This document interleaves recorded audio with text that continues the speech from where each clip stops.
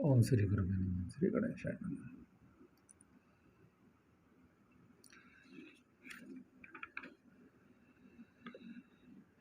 जन्मेजय ने कहा, भगवान में मनुष्य योनि में अंशतः उत्पन्न हुए देवता, दानव, गंधर्व, नाग, राक्षस, सिंह, व्याघ्र, हरिण, सर्प, पक्षी एवं संपूर्ण भूतों के जन्म का वृत्तांत यथार्थ रूप से सुनना चाहता हूँ।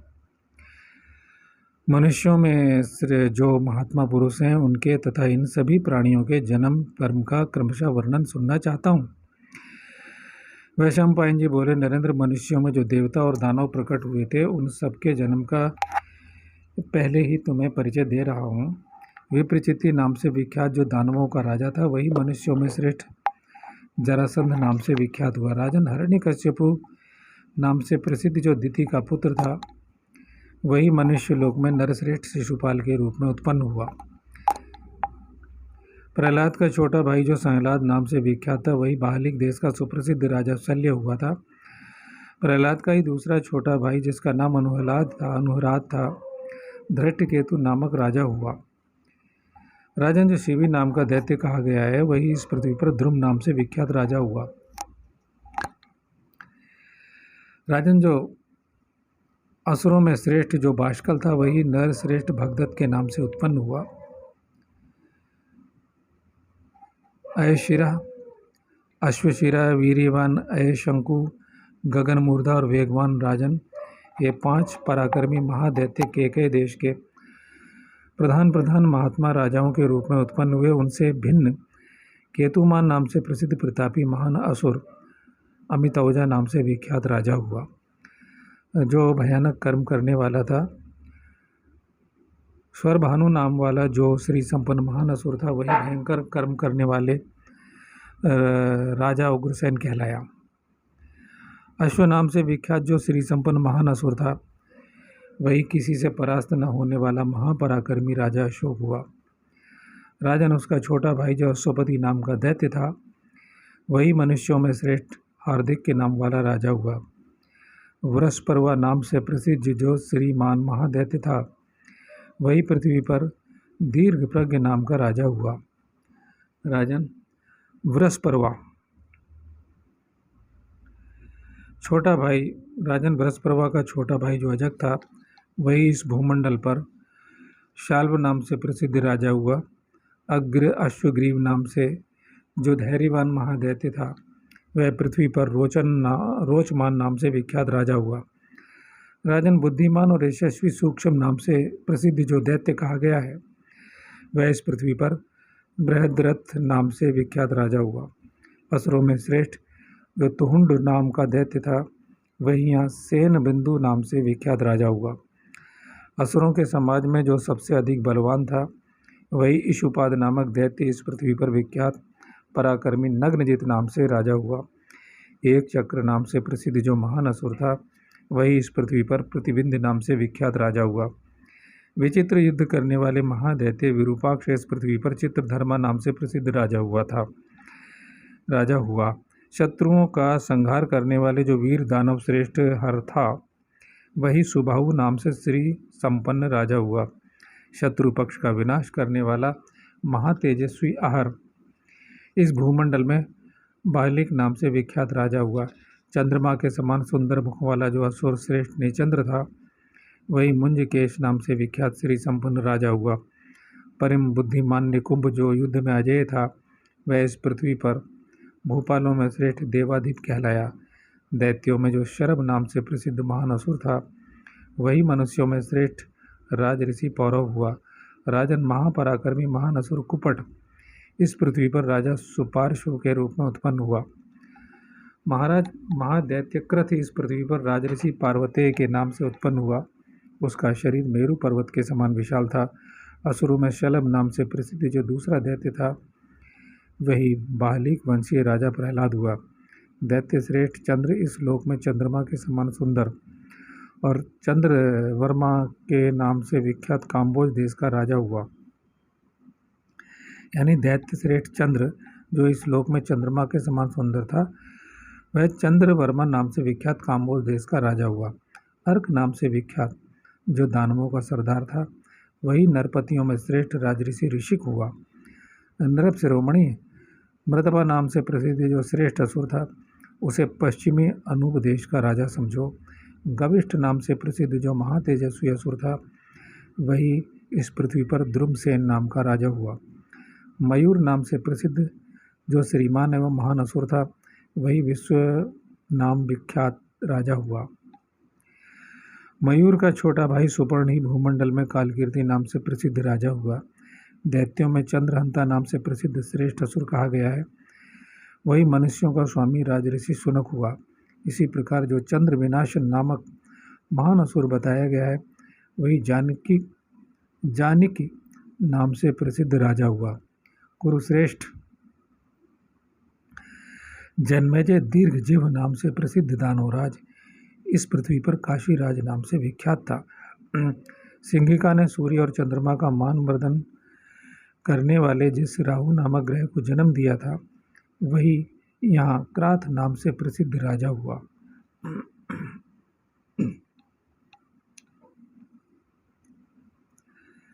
अच्छा, राहु जो है, क्राथ जो है राहु का अंश था, क्राथ नामक राजा। दनायु के 4 पुत्रों में जो सबसे बड़ा है, वह विक्षर नामक तेजस्वी असुर यहाँ राजा वसुमित्र बताया गया है। नराधिप विक्षर से छोटा उसका दूसरा भाई बल, जो असुरों का राजा था, पांड्य देश का सुविख्यात राजा हुआ। महाबली वीर नाम से विख्यात जो श्रेष्ठ असुर विक्षर का तीसरा भाई था, वह पौंड्रमात्स्य नाम से प्रसिद्ध राजा हुआ। राजन जो भद्र नाम से विख्यात और विक्षर का चौथा भाई महान असुर था, वही पृथ्वी पर राजऋषि मणिमान के नाम से प्रसिद्ध भूपाल हुआ। क्रोधहंता नामक असुर जो उसका छोटा भाई काला के पुत्रों में तीसरा था, वही इसी पृथ्वी पर दंड नाम से विख्यात नरेश हुआ। क्रोधवर्धन नाम का जो दूसरा दैत्य कहा गया है, वह मनुष्यों में श्रेष्ठ दंडाधार नाम से विख्यात हुआ। नृपश्रेष्ठ कालके नामक दैत्यों के जो पुत्र थे, उनमें जो 8 इस पृथ्वी पर सिंह के समान पराक्रमी राजा हुए, उन 8 कालेयों में श्रेष्ठ जो महान असुर था, वही मगध देश में जैतसेन नामक राजा हुआ। उन कालेयों में से जो दूसरा इंद्र के समान श्री संपन्न था, वह अपराजित नामक राजा हुआ। तीसरा जो महान तेजस्वी और महामायावी महादैत्य था, वह इस पृथ्वी पर भयंकर पराक्रमी निषाद नरेश के रूप में उत्पन्न हुआ। कालेयों में से एक जो चौथा बताया गया है, वह इस भूमंडल पर राजऋषि प्रवर श्रेणीमान के नाम से विख्यात हुआ। कालेयों में जो 5वां श्रेष्ठ महादैत्य था, वही इस लोक में शत्रुपातन महोजा के नाम से विख्यात हुआ। उन कालेयों में जो 6ठा महान असुर था, वह भूमंडल में राजऋषि शिरोमणि अभीरू के नाम से प्रसिद्ध हुआ। उनमें 7वां असुर राजा समुद्रसेन हुआ, जो समुद्र पर्यंत पृथ्वी पर सब और विख्यात और धर्म एवं अर्थ तत्व का ज्ञाता था। राजेन कालेयों में जो 8वां था, वह बृहत नाम से प्रसिद्ध सर्वभूतहारी धर्मात्मा राजा हुआ।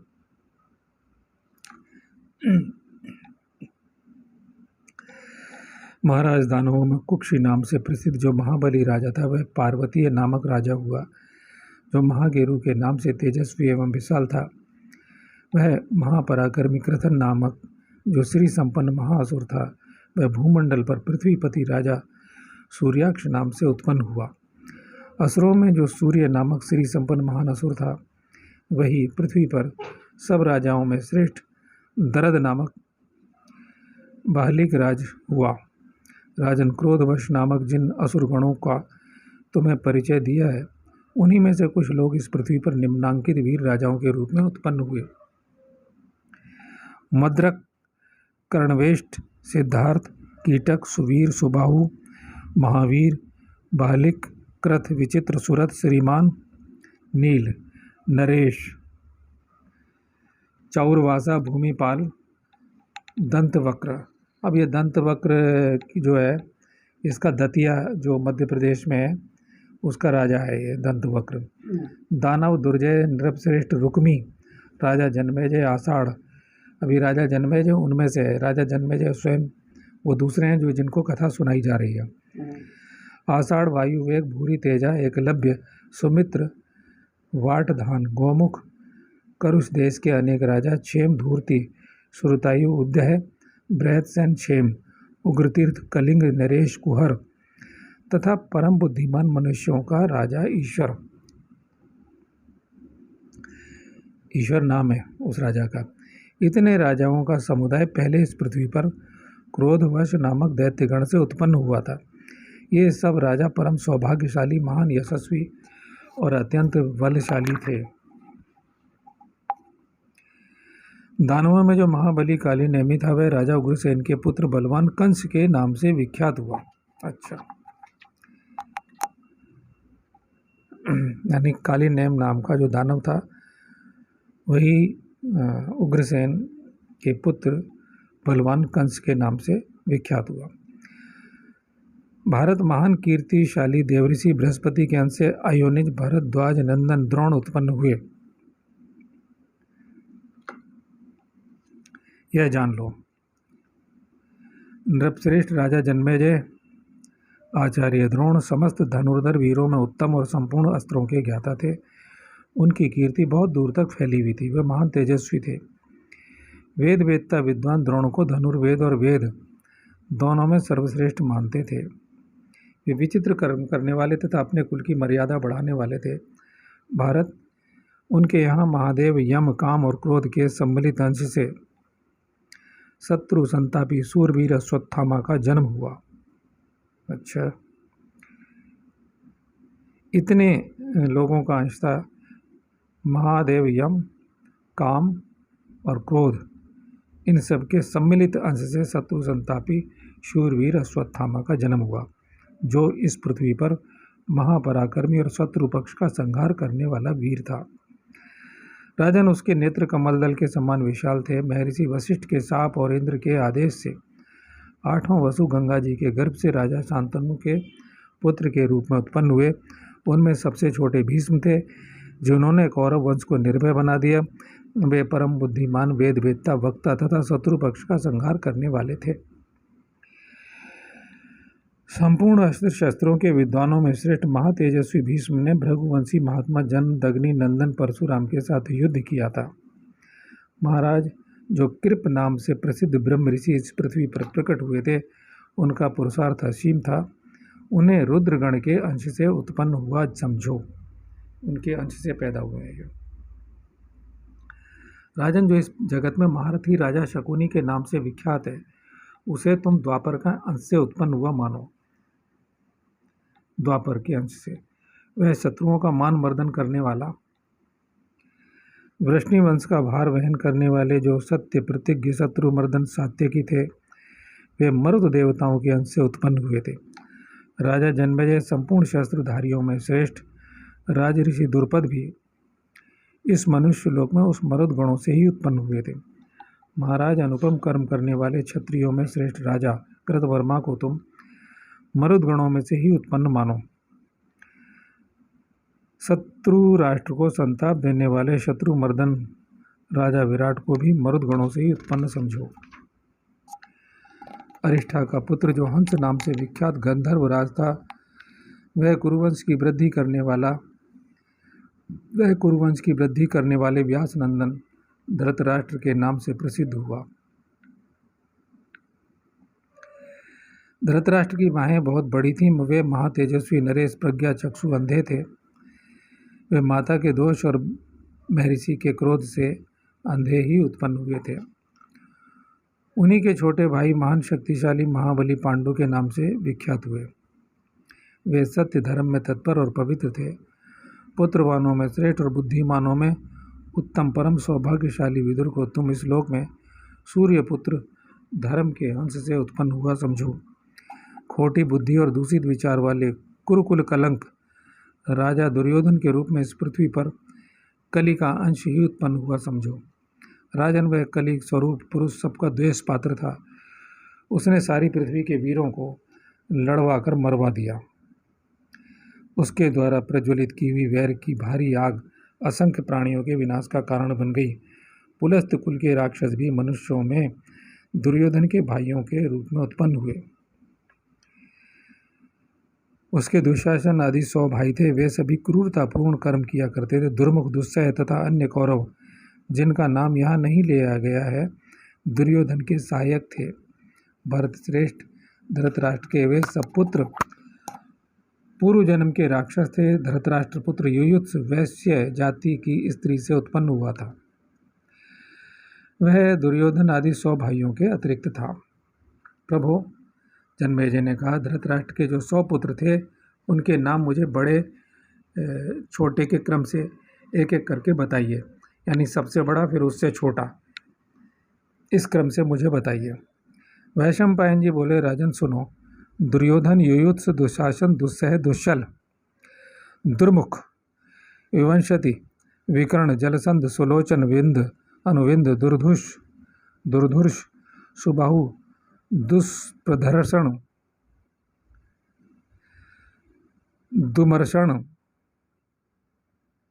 दुर्मर्षण, दुर्मुख, दुष्कर्ण, कर्ण, चित्र, उपचित्र, चित्राक्ष, चारु, चित्रांगद, दुर्मद, दुष्प्रधर्ष,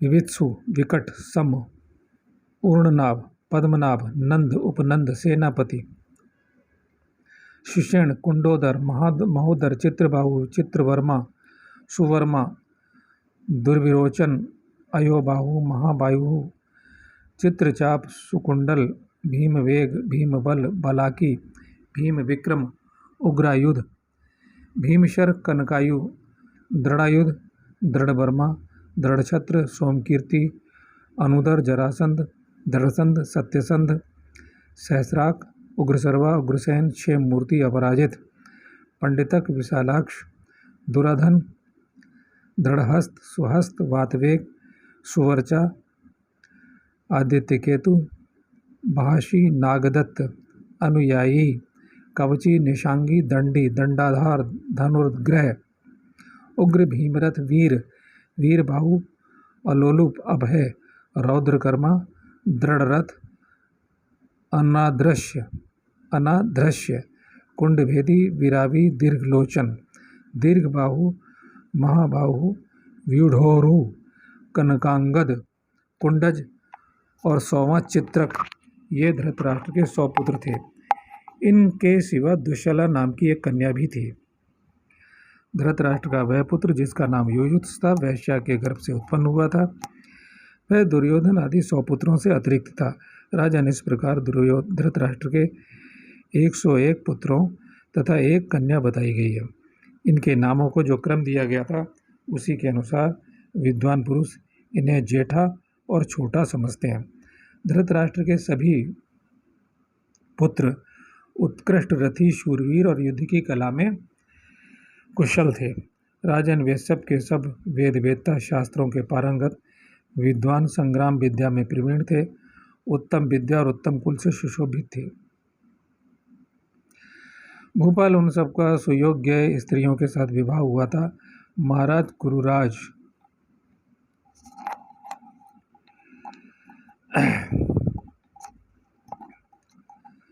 दुर्योधन ने समय आने पर शकुनी की सलाह से अपनी बहन दुश्शला का विवाह सिंधु देश के राजा जयद्रथ के साथ कर दिया था। जन्मेजय, राजा युधिष्ठिर को तो तुम धर्म का अंश मानो।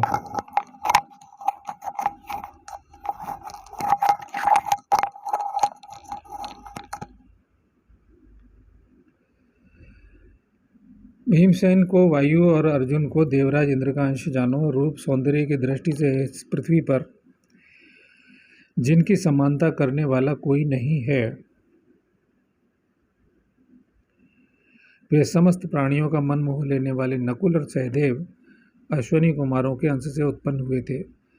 वर्चा नाम से विख्यात जो चंद्रमा का प्रतापी पुत्र था, वह महायशस्वी अर्जुन कुमार अभिमन्यु हुआ।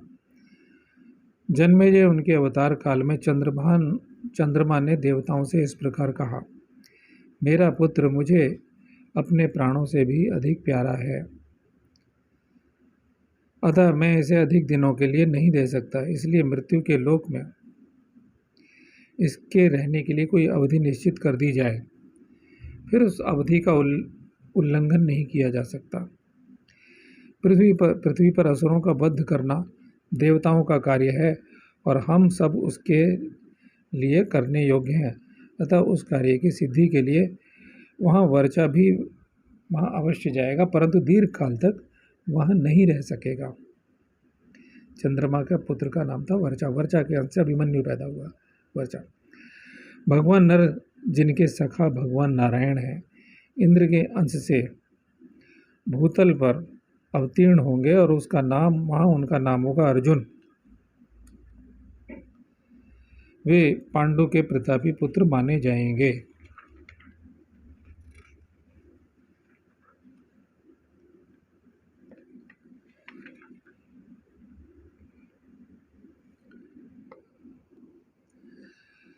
श्रेष्ठ देवगण, पृथ्वी पर यह वर्चा उन्हीं अर्जुन का पुत्र होगा जो बाल्यावस्था में ही महारथी माना जाएगा।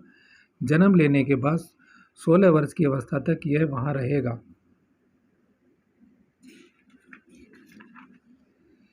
इसके 16वें वर्ष में महाभारत का युद्ध होगा, जिन्हें आप लोगों के अंश से उत्पन्न हुए वीर पुरुष शत्रु वीरों का संहार करने वाले अद्भुत पराक्रम करके दिखाएंगे।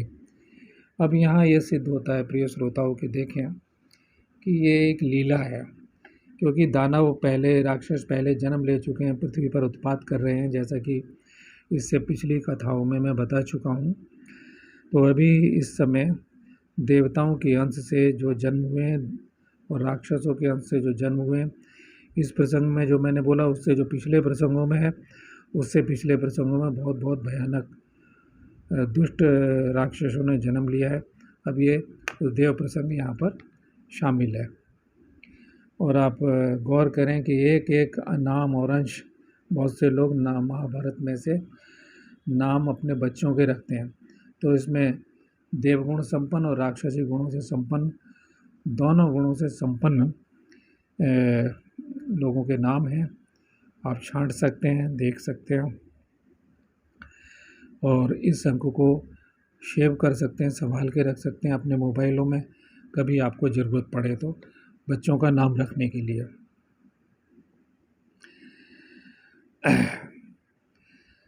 देवताओं एक दिन जब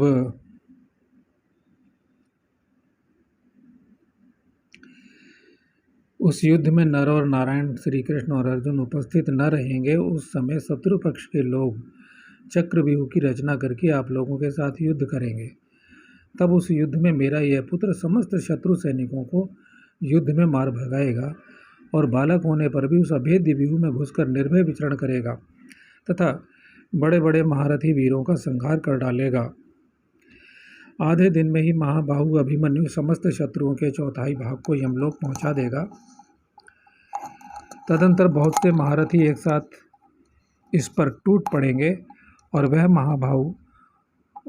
महाबाहु उन सबका सामना करते हुए संध्या होते होते पुनः मुझसे आ मिलेगा। वह एक ही वंश प्रवर्तक वीर पुत्र को जन्म देगा, जो नष्ट हुए भरत कुल को पुनः धारण करेगा। सोम का यह वचन सुनकर समस्त देवताओं ने तथास्तु कहकर उनकी बात मान ली। अब ये जिस पुत्र की बात कर रहे हैं वो राजा परीक्षित इन्हीं से पैदा हुए थे। सबने चंद्रमा का पूजन किया। राजा जन्मेजय, इस प्रकार मैंने तुम्हारे पिता का जन्म रहस्य बता दिया। राजा जन्मेजय परीक्षित के पुत्र हैं, जो कि भगवान व्यास के शिष्य यानी महर्षि व्यास के शिष्य प्रमुख शिष्य वैशंपायन से इस कथा को सुन रहे हैं। और ये कथा कहाँ से प्रारंभ हुई है वो आप सबको पता ही है, जिन लोगों ने पुराने अंक मेरे सुने हैं मुझसे। और वो सूत और शौनक संवाद है, जो नैमिषारण्य में पहली बार ये कथा प्रकाशित हुई है। वो ऋषि मुनि जो जन्मेजय के सर्प यज्ञ में उस कथा को सुन के, यानी यहाँ जो कथा सुन रहे हैं वो बाद में वहाँ गए नैमिषारण्य में और उन्होंने जगह जगह जाकर के उस कथा को सुनाया। और जब वो कथा अनेक ऋषियों ने सुनाई तो कोई कहीं बैठा हुआ, कोई कहीं बैठा हुआ, तो थोड़ा बहुत कथा में अंतर सुनाने के ढंग में आ गया है। क्योंकि रामायण में भी महाभारत है और वहाँ दूसरे ऋषि सुना रहे हैं, महाभारत में रामायण है, मैं गलत बोल गया। इस महाभारत में भी रामायण आएगी। रामायण पहले हुई है, महाभारत तो अब हुई है 5000 साल पहले। तो वो जो ऋषि हैं उस काल में जो जीवित हैं वो यहाँ भी सुना रहे हैं, तो थोड़ा सा अंतर आ गया है। और एक बात बहुत गौर करने की है, वो बात गौर करने की है कि बहुत सारे लोग ये कहते हैं, बड़े बड़े शकुर युधिष्ठिर ने जुए में क्यों लगा दी दांव पे पत्नी, ये ठीक नहीं है। वो बहुत सारे और भी तर्क वितर्क होते हैं। इसलिए शास्त्र कहते हैं महाभारत में कि शुद्ध बुद्धि से सुने। दुष्टों के संहार के लिए कोई घटना का श्रवण, एक नाटक है, इसको कहते हैं लीला। माने क्या है? लीला माने कोई प्रयोजन है ईश्वर का। ये सारा संसार की रचना कोई नहीं जानता, कोई विज्ञान नहीं जानता है कि संसार क्यों उत्पन्न हुआ है और क्यों चल रहा है, क्यों हम जिंदा हैं, क्यों ये अच्छे बुरे कर्मों की सज़ा हमें मिलती है, शुभ कर्मों का फल मिलता है। ये विधान है एक ईश्वर का, ये लीला ईश्वर के द्वारा रची गई है। इसके अलावा कोई भी व्यक्ति कुछ नहीं जानता है। जो कुछ है वो अंतिम प्रमाण ये ऋषियों की अमर वाणी है। और मैं असली संपूर्ण महाभारत का आज 30वां भाग आपको 30वां भाग है, जरा देखता हूँ कौन सा भाग मैं आपको सुना रहा हूँ, 31वां। तो ये अपना विचार करें कि संशय सारे मिट जाते हैं जब हम इस दृष्टि से सोचते हैं कि दानवों ने जन्म लिया, दैत्यों ने जन्म लिया, पहले ही रचना कर दी। और रामायण में भी आया हुआ है कि राम के जन्म से पहले ही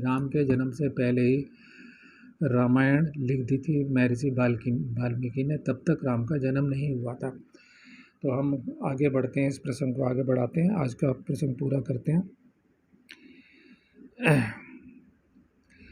महाराज महारथी धृष्टद्युम्न को तुम अग्नि का भाग समझो,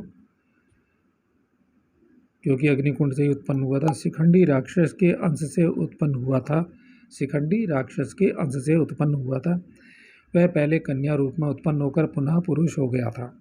इसकी कथा आप फिर सुनेंगे, आ चुकी है। भरतर्षभ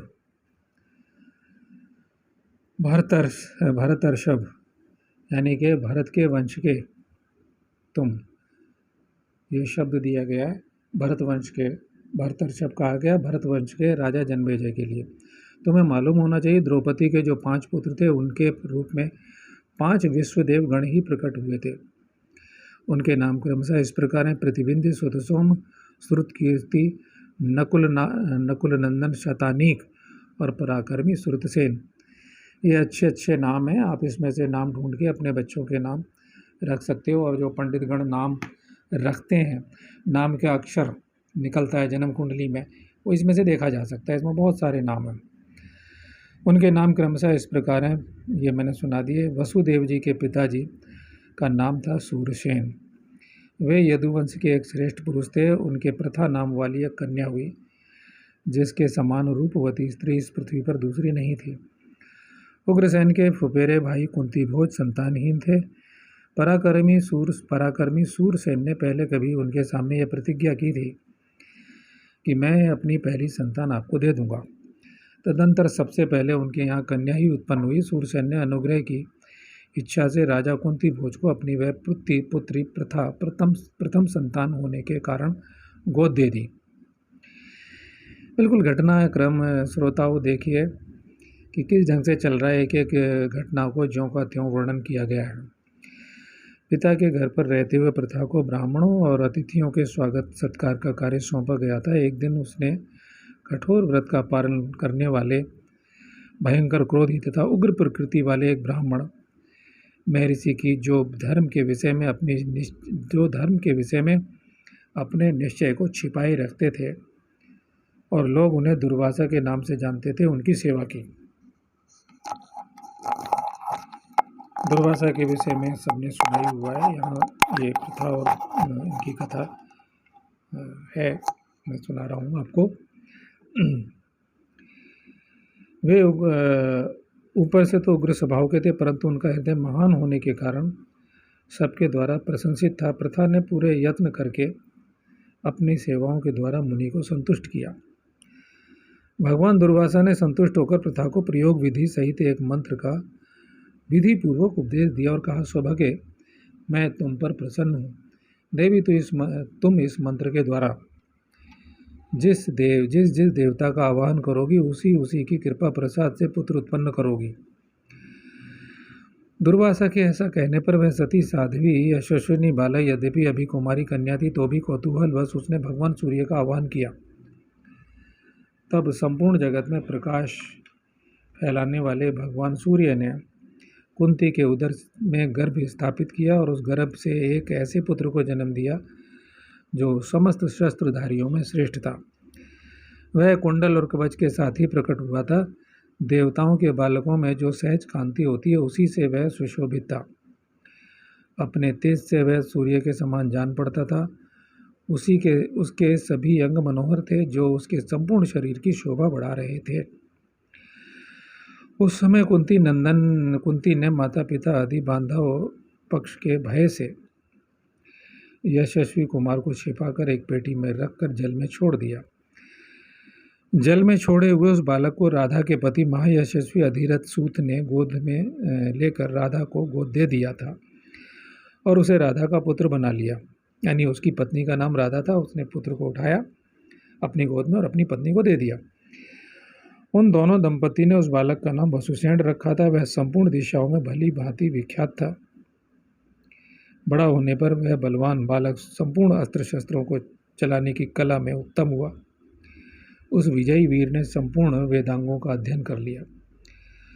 वसुसेन कर्ण, जिसे कर्ण कहा गया है, वसुसेन पहला नाम था, कर्ण बाद में हुआ। वसुसेन कर्ण बड़ा बुद्धिमान सत्य पराक्रमी था। जिस समय वह जप में लगा होता था उस समय उस महात्मा के पास ऐसी कोई भी वस्तु नहीं थी जिसे वह ब्राह्मणों के मांगने पर न दे डाले। भूतभावन इंद्र ने अपने पुत्र अर्जुन के हित के लिए ब्राह्मण का रूप धारण करके वीर कर्ण से दोनों कुंडल तथा उसके शरीर के साथ ही उत्पन्न हुआ वह कवच मांग लिया। कर्ण ने अपने शरीर में चिपके हुए कवच और कुंडलों को उधेड़ कर दे दिया। इंद्र ने विस्मित होकर कर्ण को एक शक्ति प्रदान की और कहा, दुर्धर्ष वीर, तुम देवता, असुर, मनुष्य, गंधर्व, नाग और राक्षसों में से जिस पर भी इस शक्ति को चलाओगे वह एक व्यक्ति निश्चय ही अपने प्राणों से हाथ धो बैठेगा। पहले कर्ण का नाम इस पृथ्वी पर वसुसेन था। फिर कवच और कुंडल काटने के कारण वैकर्तन नाम से प्रसिद्ध हुआ। अच्छा, काट करके उसने छुरे से अपने शरीर के साथ उत्पन्न वह कवच और कुंडल दिए थे। जो महायशस्वी वीर कवच धारण किए हुए ही उत्पन्न हुआ हो वह प्रथा का प्रथम पुत्र कर्ण नाम से सर्वत्र विख्यात था। महाराज, वह वीर सूत कुल में पाला पोसा जाकर बड़ा हुआ नरश्रेष्ठ कर्ण संपूर्ण शस्त्रधारियों में श्रेष्ठ था। वह दुर्योधन का मंत्री और मित्र होने के साथ उसके शत्रुओं का नाश करने वाला था। राजन, तुम कर्ण को साक्षात सूर्यदेव का सर्वोत्तम अंश मानो। देवताओं के भी देवता जो सनातन पुरुष भगवान नारायण हैं उन्हीं के अंश स्वरूप प्रतापी वसुदेव नंदन भगवान कृष्ण मनुष्यों में अवतीर्ण हुए। महाबली बलदेव जी शेषनाग के अंश थे। राजन, महातेजस्वी प्रद्युम्न को तुम सनत कुमार का अंश जानो। इस प्रकार वसुदेव जी के कुल में बहुत से दूसरे नरेंद्र उत्पन्न हुए जो देवताओं के अंश थे। वे सभी अपने कुल की वृद्धि करने वाले थे। महाराज, मैंने अप्सराओं के जिस समुदाय का वर्णन किया है उसका अंश भी इंद्र के आदेश से इस पृथ्वी पर उत्पन्न हुआ। वे अप्सराएं मनुष्य लोक में 16,000 देवियों के रूप में उत्पन्न हुई जो सब की सब भगवान श्री कृष्ण की पत्नियां हुई।